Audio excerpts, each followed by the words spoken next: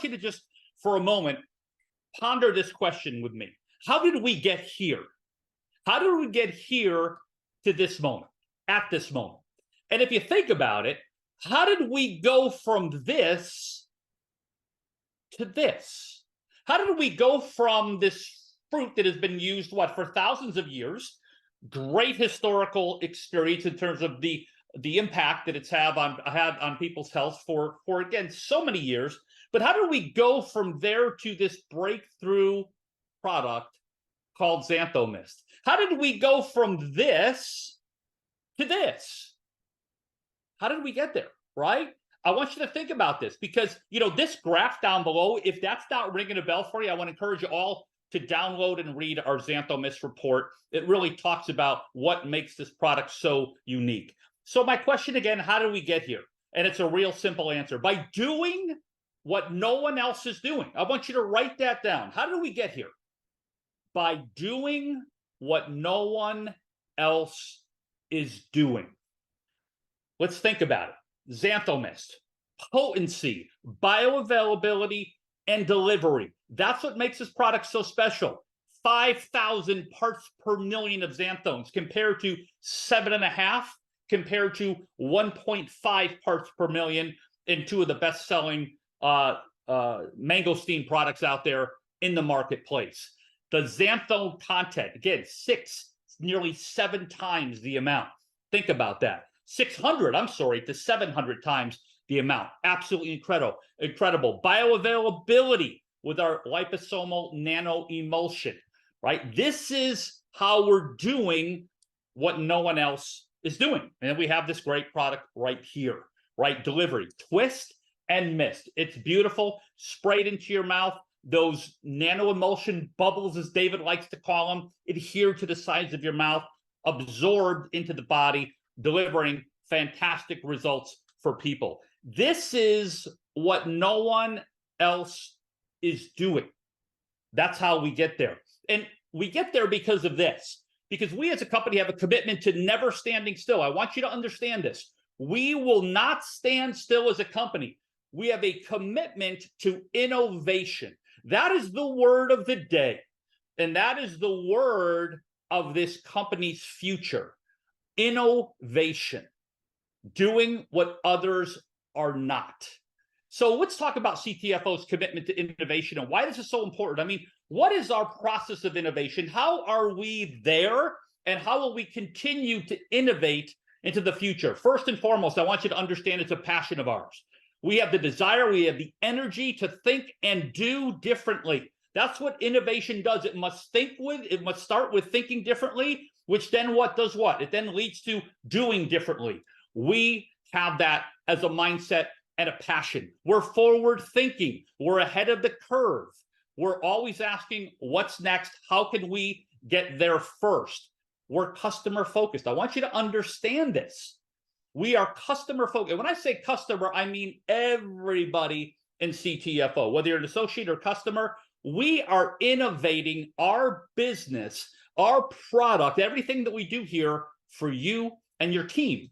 That's why we want that innovation to create so much goodness in your life from a health and financial perspective for those who are building a business.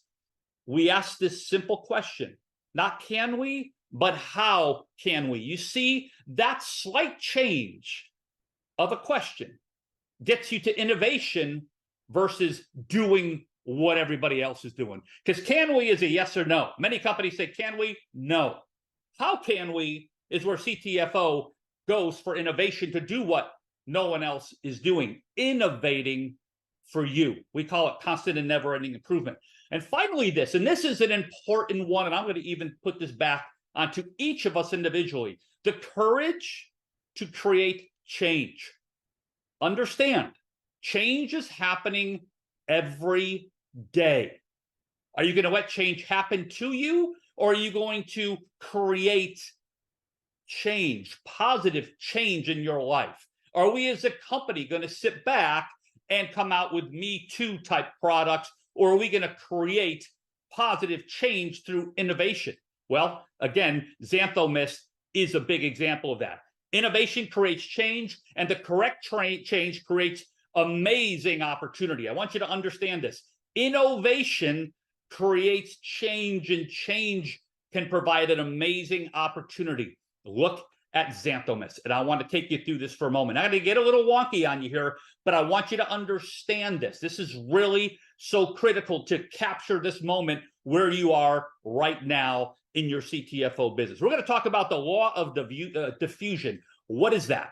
Real simple. The law of diffusion is the marketplace's willingness to adopt newness, innovation, and change. Okay. And I want to take a look at this because I want you to understand what this means for you and your CTFO business. This is newness right here. Newness, this is innovation, this is change, this is doing what no one else is doing, Xanthomist. And then what we have is this. This law of diffusion basically looks at the marketplace. And it says this: what percentage of the population is willing to jump into something new, something innovative, something that is amazingly positive in terms of change? And what we find is there are different segments. 2.5%, the first 2.5% who adopt this innovation, this change, they're called the innovators. Then your next 13.5% of the marketplace who adopt this new change are your early adopters. Then you've got your early majority, your late majority, and then you've got your laggards. What this represents is when something new comes out, when innovation happens, this is how the marketplace generally accepts that newness. Understand that it is a process. It doesn't just happen all at once. It's a process where the innovators share it with the early adopters, who then share it with the early majority, late majority, and then the laggards. Why is this important? Because what you'll find also is that the sales or revenue curves of newness, of innovation, typically also looks like this.